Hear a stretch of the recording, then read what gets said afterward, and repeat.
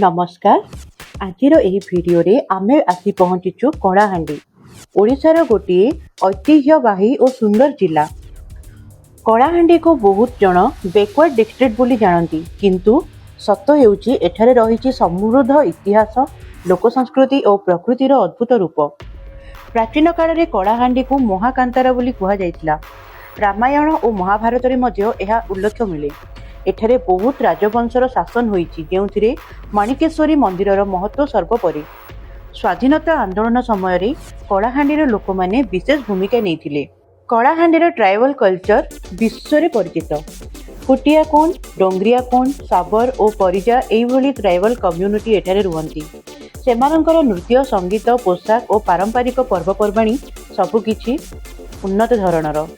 नुआखाई, छतर जात्रा, करम पर्व एपरी कलाहांडीर परिचय। कलाहांडीर प्राकृतिक सौंदर्य अविस्मरणीय।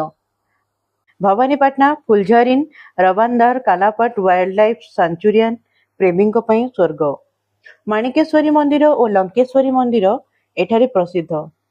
आज कलाहांडी कृषि, शिक्षा, हैंडलूम और माइनिंग सेक्टर रे परिचित। बैकवर्ड डिस्ट्रिक्ट बोली मिसकनसेप्शन दिनकु दिन बदली जाउछि। कलाहांडी केवल गोटे जिला नुहे, यह इतिहास, संस्कृति और प्रकृतिर संगम स्थल। आपण माने जदि ओडिशा विजिट करिवे, निश्चय कलाहांडी को देखिबा को भूलिबेनी। कलाहांडी आक्षरिक भाबरे कलारे भरा हांडी को बुझाए। एही शब्द गुड़हांडी गुंफारे कला और नाली रंगरे खोदित प्राक ऐतिहासिक कलारू आसीथिबा विश्वास करा जाय। एठारे पत्थर रे तयारी नाना अलंकार मध्ये देखिबा को मिले। हाविसपुरी ढांचारे तयारी साड़ी एठारे देखिबा को मिलिथाय।